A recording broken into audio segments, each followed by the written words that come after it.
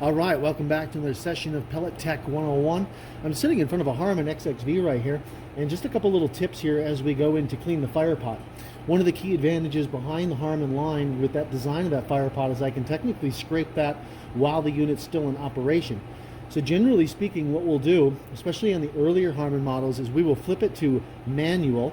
So the little igniter toggle will go from auto to manual, and we'll turn it all the way down so that fire goes down very deep inside the Firepot so we can get the bulk of it in there. Now Harman from factory includes what they call an arrow scraping tool right here, where we use this edge to scrape that Burnpot. But we've always found that that edge can kind of wear off over time and not really get that that carbon buildup that tends to form in there. So we came out with the Harman Super Scraper right here. Drop forged steel, specialty 52 Rockwell hardened tip on here, and it's elongated, so it keeps our hand out of the firebox, safer to use, and allows us to get a better cleaning in there, especially while the unit is burning. So what I do is, again, I have it just kind of down in a lower setting.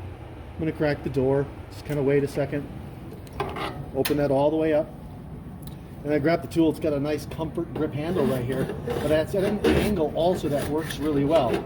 So I can kind of take that fly ash, I can get that off the wick right there, but I can get all the way down that Burnpot, has the right angle, break up any of that carbon buildup that's right in there like that.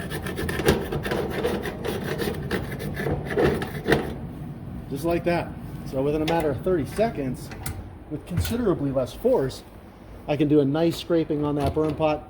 Very common that you're going to notice more sparks and things come up after we've kind of scraped that like that, but that is the Harman Super Scraper, and in my opinion, it is a must-have tool for any Harman that you have.